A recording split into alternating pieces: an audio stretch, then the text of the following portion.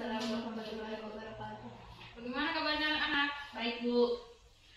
Dengar namanya ya. Adinda Kurniasa. Hadir, Bu. Rindiani. Hadir, Bu. Sri Wahyuningsi. Hadir, Bu. Oke. Sebelum kita mulai pembelajaran, untuk kelas ini pimpin doa ya. Hadir, Bu. Sebelum kita belajar, mari kita berdoa. Berdoa dimulai.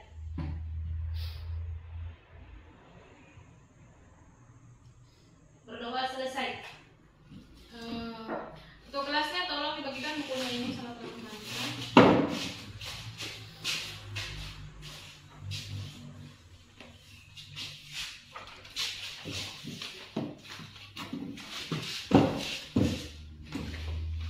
Ibu akan membawakan materi tentang dakwah Rasulullah Shallallahu Alaihi Wasallam periode Makkah.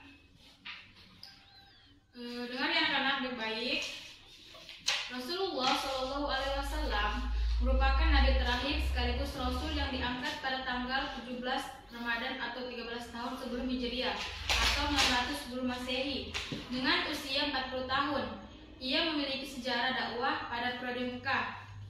Muhammad diangkat menjadi Rasul Allah Subhanahu wa taala ditandai dengan turunnya malaikat Jibril untuk menyampaikan wahyu yang pertama, yaitu Al-Alaq Quran surat ayat 1 sampai 5 yang dikenal dalam sejarah Islam sebagai Nuzulul Quran. Setelah itu, selama 13 tahun secara beransur-ansur wahyu berupa ayat Al-Quran diturunkan pada beliau sebanyak 4.726 ayat, meliputi 89 surah. Salah satunya surah Al-Mudassir ayat 1 sampai 7 turun setelah wahyu pertama, di mana surah Al-Mudassir diturunkan dengan isi perintah Allah Subhanahu wa taala agar Nabi Muhammad sallallahu alaihi wasallam berdakwah menyiarkan agama Islam kepada seluruh umat Islam. Sedangkan isi ajaran-ajaran yang disampaikan oleh Rasulullah sallallahu alaihi wasallam di awal kenabiannya adalah tentang keesaan Allah Subhanahu wa taala, hari kiamat sebagai hari pembalasan, kesucian jiwa, dan persaudaraan dan persatuan. Tujuan dakwah Rasulullah Shallallahu Alaihi Wasallam pada periode Mekah adalah agar masyarakat Arab mampu meninggalkan kejahilannya dalam bidang agama, moral, dan hukum, sehingga menjadi umat yang mempercayai kebenaran Allah Subhanahu Wa Taala dan ajaran agama Islam yang disampaikannya, sekaligus agar dapat mengamalkannya dalam kehidupan sehari-hari. Agar dapat tercapainya tujuan-tujuan tersebut, maka dalam berdakwah Rasulullah Shallallahu Alaihi Wasallam mempunyai strategi dakwah yang beliau lakukan, yaitu dakwah secara sembunyi-sembunyi dan dakwah secara terang-terangan. Sejarah dakwah Rasulullah Shallallahu Alaihi Wasallam periode Mekah 29 Oktober 1947. Rasulullah Shallallahu Alaihi Wasallam merupakan nabi terakhir sekaligus rasul yang diangkat pada tanggal 17 Ramadan atau 13 tahun setelah Hijriah. Dengan usia 40 tahun, ia memiliki sejarah dakwah pada periode Mekah. Muhammad diangkat menjadi rasul usia 40 tahun.